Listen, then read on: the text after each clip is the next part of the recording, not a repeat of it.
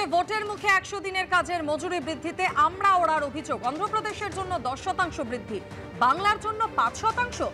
গুজরাট, মধ্যপ্রদেশ, ছত্তিশগড়ে 9% আর বাংলার জন্য 5%। বিহারেও 7% মজুরি বৃদ্ধি, বাংলায় কেন 5% বৃদ্ধি? 7,000 কোটি বকেয়ার প্রসঙ্গ টেনে আক্রমণ তৃণমূল কংগ্রেসের। কেন্দ্রের বিরুদ্ধে বিমাতৃসুলভ আচরণের অভিযোগ করেছে তৃণমূল কংগ্রেস। ভোটের মুখে এবার 100 দিনের কাজের মজুরি বৃদ্ধি করেছে কেন্দ্রীয় সরকার, আর সেই প্রেক্ষিতেও এবার কেন্দ্রীয় সরকারকে নিশানা তৃণমূল কংগ্রেসের। আমরা ওড়ার অভিযোগ তৃণমূল কংগ্রেসের। অন্ধ্রপ্রদেশের জন্য 10%, গুজরাট, মধ্যপ্রদেশ, ছত্তিশগড়ে 9%, তাহলে বাংলার জন্য কেন 5%? বিহারেও 7% মজুরি বৃদ্ধি হয়েছে। 7,000 কোটি বকেয়ার প্রসঙ্গ টেনে তৃণমূল কংগ্রেসের আক্রমণ কেন্দ্রীয় সরকারকে। প্রথমত, ভারতবর্ষে যখন 45 বছরে সব থেকে বেশি বেকার, তখন ওই 100 দিনের মতো গুরুত্বপূর্ণ প্রকল্পের কোনো গুরুত্ব প্রধানমন্ত্রী নরেন্দ্র মোদীর কাছে নেই। তিনি কিছু মাস আগেও বলেছিলেন এটা মাটি খোদাই করার কাজ, এবং আপনারা বাজেটেও দেখেছেন 100 দিনের বাজেট বরাদ্দ বাড়ানো হয়নি। তার মধ্যে রয়েছে প্রতিহিংসা পরায়ণতা। বাংলার মতো রাজ্যকে, সেখানে 59 লক্ষ লোককে কাজ করিয়ে 2.5 বছর ধরে 100 দিনের মজুরি না দেওয়া, সমস্ত কাগজপত্র জমা দেওয়া সত্ত্বেও। তারপরেও আবার ভোটের মুখে যখন দেখলাম যে 100 দিনের মজুরি বাড়লো, তখন সেখানে আমরা দেখতে পাচ্ছি যে যেখানে মধ্যপ্রদেশে বাড়ছে 9.95%, গুজরাটে বাড়ছে 9.38%, কর্ণাটকে বাড়ছে 10.44%, বিহারে বাড়ছে 7.46%, তখন বাংলায় মাত্র 5.4%।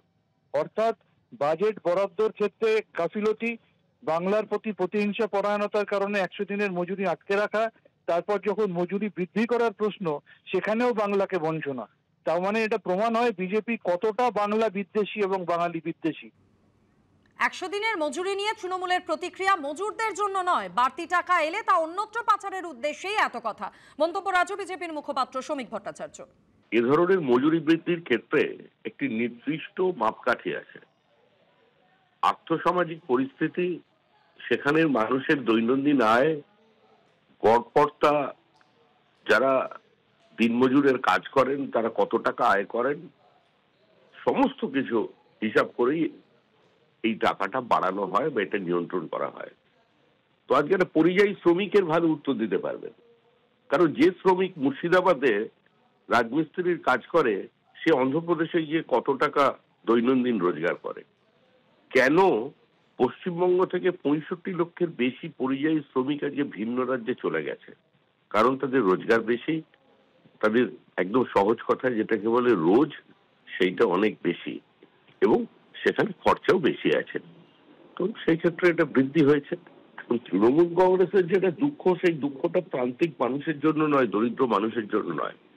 তৃণমূল কংগ্রেস যদি জানে যদি ভবিষ্যতে আরো বেশি টাকা আসে, তাহলে সেটাকে সাইফন অফ করে অন্য কোনো খাতে ঢোকানো হবে।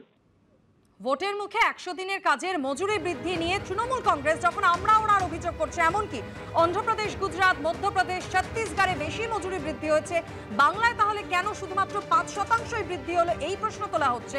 তখনই সুজন চক্রবর্তী তিনি বলছেন, কেরলের দিকে তাকিয়ে দেখুন, 100 দিনের মজুরিতে তারাই সর্বোচ্চ, এর জন্য কেন্দ্রের মুখাপেক্ষী হতে হয় না। 5%, 10% যেটা বাড়িয়েছে, কেন্দ্রীয় সরকারের বিবেচনা করা উচিত ছিল।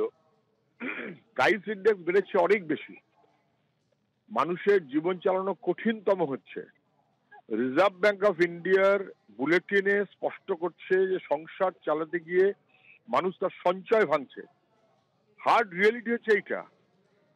তাকে দেখুক কেরালার দিকে, একমাত্র বামপন্থী সরকার কেরালা, যার সাধারণ গরিব মানুষের জন্য মজুরির হার সবচাইতে বেশি। যেখানে বাংলার প্রচুর ছেলে মেয়ে বহু, তারা কিন্তু এখন ভিন্ন রাজ্যে চলে যাচ্ছে, তারপর বড় অংশ কেরালায়। কেরালা যদি পারে 800 টাকা প্লাস মাইনাস মজুরি, কেন পশ্চিমবাংলায়, কেরালা তো দিল্লি সরকারের উপর নির্ভর করে করেনি।